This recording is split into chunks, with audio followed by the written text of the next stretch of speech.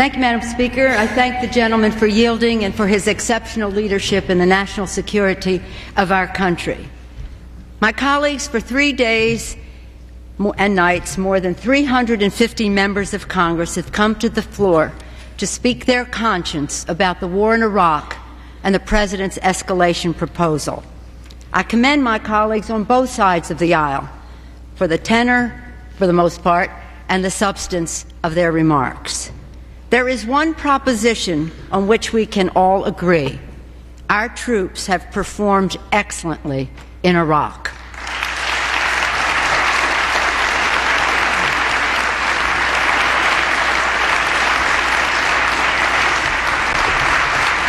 They have done everything asked of them. And as the resolution states, Congress and the American people will continue to support and protect the members of the United States Armed Forces who are serving or who have served bravely and honorably in Iraq. We owe our troops a debt of gratitude for their patriotism, for their courage, and for the sacrifices they are willing to make. As a sign of our respect for them, particularly those who have lost their lives in the war, and for their families, I request that we observe a moment of silence.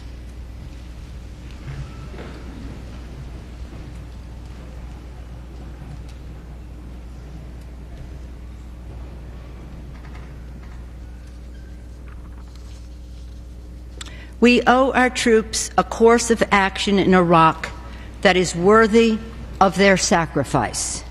Today, we set the stage for a new direction on Iraq by passing a resolution with fewer than 100 words which supports our troops and disapproves of the President's escalation proposal.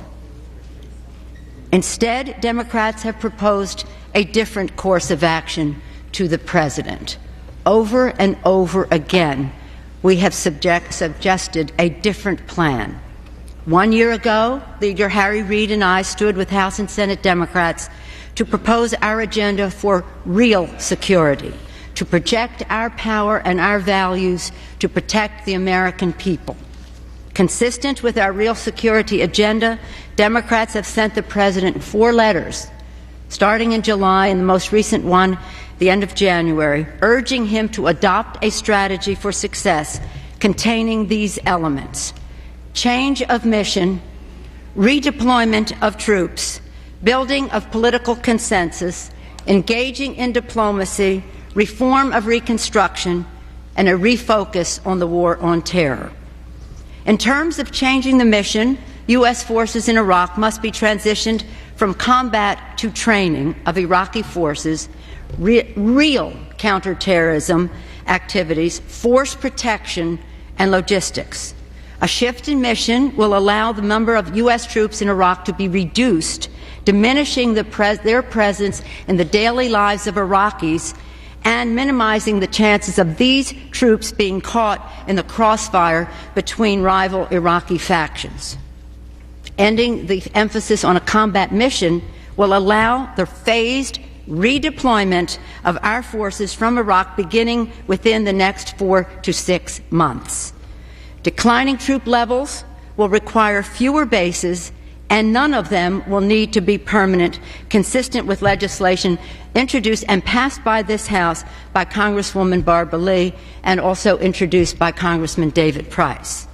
A smaller military presence in Iraq will also relieve some of the strain on our troops, their families, and our military equipment. Success in Iraq requires more than military force, and that really is what this debate is about today. As 3-star General Peter Chiarelli, until recently the commander of the Multinational Corps Iraq, observed in December, and I quote, "We need to get out of thinking that this is solely a military conflict where we must simply apply more U.S. or coalition or Iraqi forces against an enemy that we can destroy.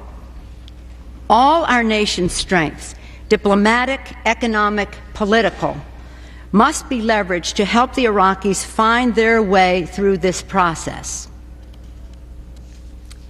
Unfortunately, there has been no sustained and effective effort to engage Iraqis' neighbors diplomatically. Iraq's neighbors have the greatest stake in Iraq's stability and the role it will play in the region. Leaders of those countries are best able to help Iraqi leaders improve security by reducing ethnic tensions. To this end, an international contact group should be established to support a political settlement in Iraq and preserve Iraq's sovereignty. Senator Reid and I also wrote to the President that an international conference should be convened to broaden support for the reconstruction effort that is essential if Iraqis are going to be put to work building their country's future. And on the subject of reconstruction, there has been little effective reconstruction in Iraq because of mismanagement and disappearances of funds. That is why we propose that in order for the reconstruction of Iraq to attract international support, it must be conducted according to practices which are honest, transparent, and accountable. Reconstruction must be guided by the kind of process set forth in legislation introduced by Congressman Patrick Murphy and the Blue Dog Coalition. The United States should take the lead on accountability in reconstruction.